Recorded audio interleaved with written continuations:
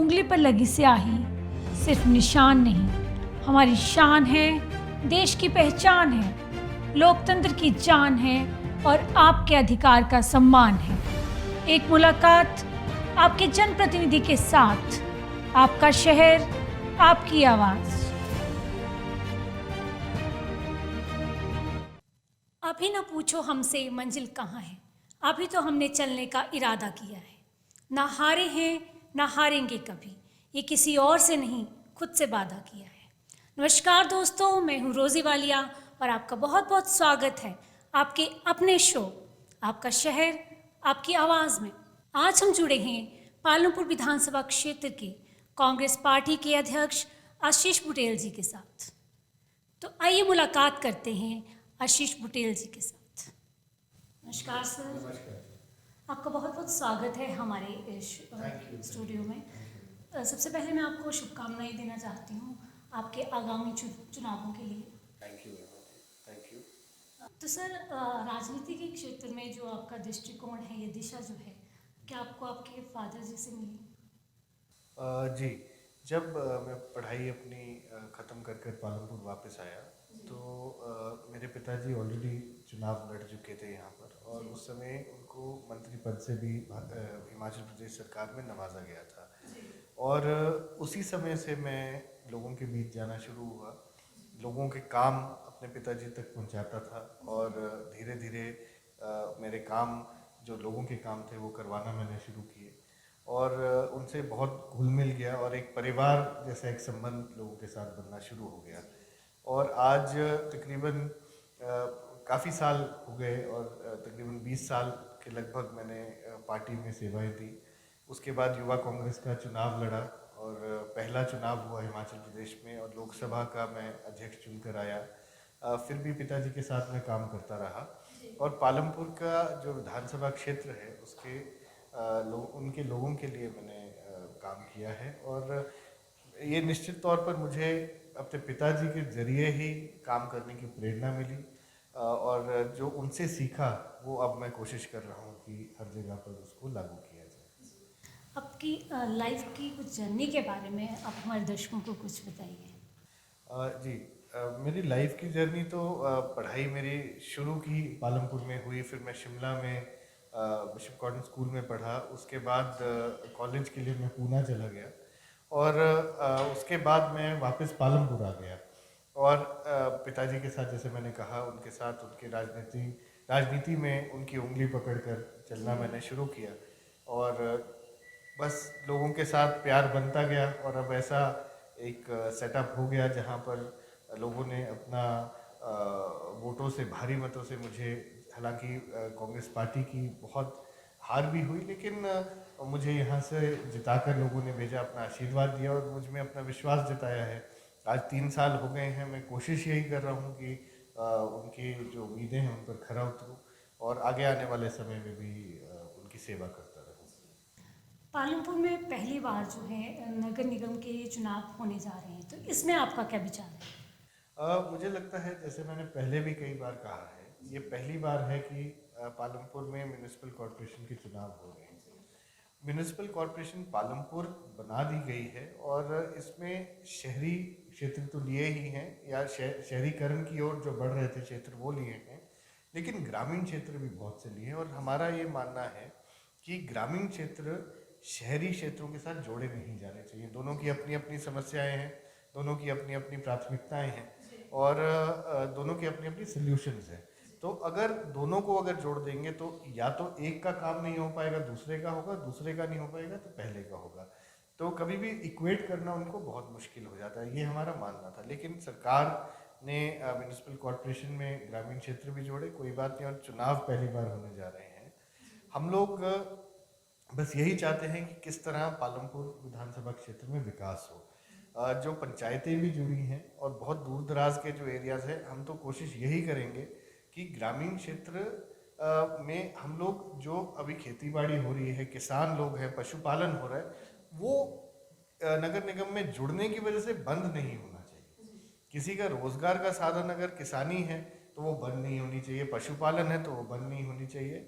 और जहाँ तक रही सफाई और बाकी व्यवस्था की बात, वो हमको उसके तो नगर निगम के अच्छे पॉइंट्स लेते हुए और ग्रामीण क्षेत्रों को उसमें संवारना है, लेकिन साथ ही ग्रामीण क्षेत्रों के साथ भेदभाव किए बिना उनको शहरों की तरफ इवॉल्व नहीं करना है। उनको ग्रामीण क्षेत्रों को कोशिश यही करनी है कि रोजगार के साधन लोगों के ना छिने। इस कोविड के कहर में कोविड को मद्देनज़र रखते हुए तो आप अपने जो प्रत्याशी हैं उनके अपनी पार्टी का जो है प्रचार किस तरह से कर रहे हैं? जी, पिछले एक वर्ष से आज पूरा एक साल हो गया है और कोविड की महामारी ने पूरे विश्व भर को बहुत पीछे धकेल दिया है। और अभी सेकेंड वेव की जैसे बात चल रही है तो हमें बिल्कुल प्रिकॉशन लेना पड़ेगा। और चुनाव हैं, चुनाव का समय ऐसा है जब सेकेंड वेव बिल्कुल आने वाली है, ऐसा लगता है आने वाली है। तो इस सेकेंड वेव को देखते हुए हमें बहुत भारी प्रिकॉशंस लेनी पड़ेंगी। बिल्कुल ढंग से जो सरकार के दिए निर्देश हैं उन पर चलना पड़ेगा। और मैं तो ये भी कहूँगा कि सरकार ने जो ये 200 आदमी का वहाँ पर बात रखी है कि 200 से अधिक आदमी ने, हम पूरी उसको जो गाइडलाइंस हैं उनको कांग्रेस पार्टी पूरी तरह से फॉलो करेगी। लेकिन आपके माध्यम से मैं सरकार से ये भी कहना चाहूँगा कि ये दो सेट ऑफ रूल्स दो अलग अलग पार्टियों के लिए ना हो। अगर कांग्रेस पार्टी के लिए आप कहते हैं 200 लोग हैं तो वही मापदंड भारतीय जनता पार्टी के लिए भी होने चाहिए। और आमतौर पे पहले भी ये देखा गया है जब जब यहाँ पर मुख्यमंत्री आ रहे हैं या कोई बड़े नेता दूसरी पार्टियों के आ रहे हैं उनको खुली छूट है, लेकिन अगर कहीं पर कांग्रेस पार्टी का कार्यक्रम है तो उसको बंद करवाने की कोशिश की जाती है। तो ये दोहरे मापदंड नहीं चलेंगे। जी जी। वर्तमान में आप पालमपुर के विधायक हैं, तो आप अब तक की अपनी सबसे जो अच्छी उपलब्धि हैं उनके बारे में कुछ बताइए। मैं तो ये कहूँगा कि जो उपलब्धियाँ हैं काफ़ी हैं। और गांव से लेकर शहर तक जितने भी काम आज यहाँ पर लगे हैं, और मैं बहुत खुले होकर और चुनौती देता हूँ किसी भी अपने प्रतिद्वंदी या विरोधी, राजनीतिक विरोधी से ये कहने पर कि कोई भी ऐसा काम पालमपुर में नहीं चल रहा जो कि विधायक प्राथमिकता में ना हो। तो जितने भी काम हैं, चाहे वो बिंद नाला की 25 करोड़ की स्कीम हो, चाहे बनूरी से सोरनू की एक सड़क 2.25 करोड़ की बन रही है वो हो, आपकी नगरी चचियाँ मथरेड़ की जो सड़क है, चचियाँ हार की सड़क है वो हो, वो 2.25 करोड़ की वो सड़क है, वो विधायक प्राथमिकता में हो रही है। इसके अलावा जो स्पैडू कलहोली माता से होकर रझेड़ को एक सड़क का डीपीआर बना है वो विधायक प्राथमिकता है। और ना जाने कितनी पानी की स्कीमें और ना जाने कितनी सड़कें और बिजली के स्कीम्स जो हैं वो विधायक प्राथमिकता में उनका काम या तो शुरू हो चुका है, ख़त्म हो चुका है या अभी शुरू होने वाला है। तो ये मुझे लगता है कि लोगों से जुड़कर उनकी समस्याएं समझकर और लोगों तक उनकी समस्याओं का हल पहुंचाकर, ये मेरी सबसे बड़ी उपलब्धियाँ रही। जी। म्युनिसिपल कॉरपोरेशन का ये जो इलेक्शन है इसमें लगभग 62 या 63 के लगभग आपके एप्लीकेंट्स रहे थे, तो उसमें 15 को ही सीट मिली, तो इसमें आपका क्या कहना? एक ये बहुत बड़ी चुनौती है क्योंकि बहुत से लोगों को टिकट नहीं मिल पाया, लेकिन वो कोई मापदंड फिक्स थे और उसके ऊपर हाईकमांड ने फैसला किया कि किसको टिकट मिलेगी। टिकट हर एक वार्ड से सिर्फ एक को ही मिल सकती थी। जो लोग रह गए हैं, मैं उनसे ये अपील करता हूँ आपके माध्यम से कि ये निराश ना हो और कांग्रेस पार्टी का परिवार ना छोड़ें। और जहाँ जहाँ पे अगर किसी ने पर्चे इंडिपेंडेंट रूप में, आज लास्ट डे था पर्चे भरने का, नॉमिनेशन भरने का, तो उसका जिन जिन ने अपना नॉमिनेशन किया है पार्टी के बाहर निकलकर, उन सब से भी मैं रिक्वेस्ट करता हूँ कि आप वापस आएँ।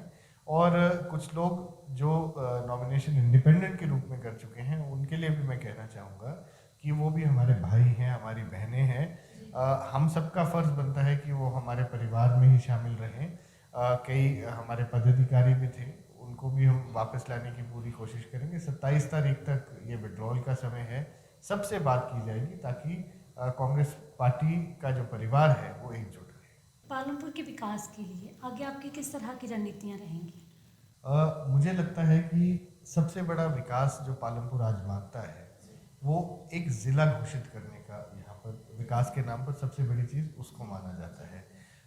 मैं आपसे बताना चाहूँगा कि म्यूनिसिपल कॉरपोरेशन अगर इस सरकार ने बनाई है तो ये एक इकलौती म्यूनिसिपल कॉरपोरेशन है जो कि ज़िला हेडक्वार्टर पे नहीं है पूरे हिंदुस्तान में।